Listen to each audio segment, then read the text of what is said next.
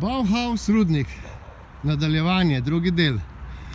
Predlagam, da če vas zaklenejo, tako kot so mene, tako prijazni v Bauhausu, da greste malo naprej in tle ob drevesu, po mojem mnenju, bi jaz mogel tlele prelesti čez. Dobro, srečo, zdaj je snega neki. Mogoče bo treba malo pod kotom, ampak jaz mislim, da bo se da tlele med drevesom in količkom prideti ven. Ne, sicer pa ko ni snega, pa definitivno tukaj med tem drevesom in tem količkom. Ne, Bauhaus Rudnik. Tako da veste, da vas bodo zaklenili in se ne bodo kaj dosti sekirali. Tudi če boste varnostno službo poklicali, vam bodo rekli, da pač Bauhaus ima tak način in da niste prvi, niti ne zadnji, ki so ga zaklenili. Tako da gledajte, da boste pred njihovim zapiranjem, to mislim, da ob 8, ker niti ne vem, kdaj so zaprli, ne, šli ven iz njihovega parkirišča. Če ne, se boste mogli znajti na ta način, kot jaz. To pomeni, da boste zapeljali malo čez sneg, malo si ga boste mogli očistiti.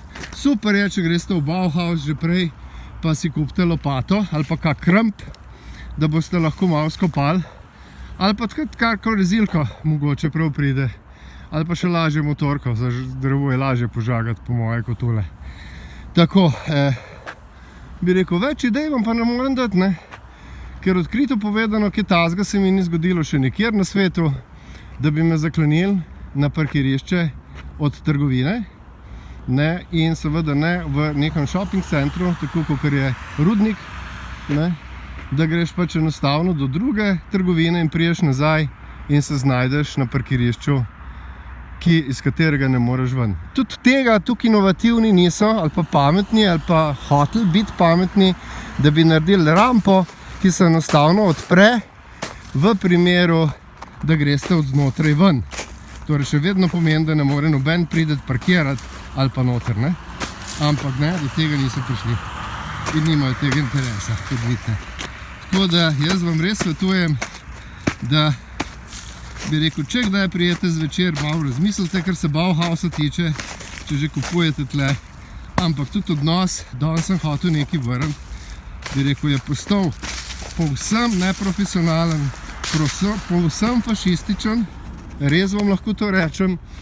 In gledajte, jaz kupujem ogromno v Bauhausu v tujini, Nemčija, Avstrija, in lahko vam povem, da kaj tazga ne boste tam doživeli.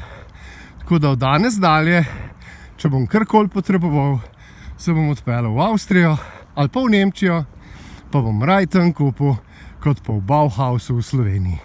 Pa verjamete, boste tudi presenečeni, ko ste prišli v Bauhaus v Avstriji ali pa v Nemčiji ali pa v Obi, kako vas bodo tam postregli, kako vas bodo tam peljali do polic in tudi kako se bodo obnašali do vas, če boste rabili kaj vrniti.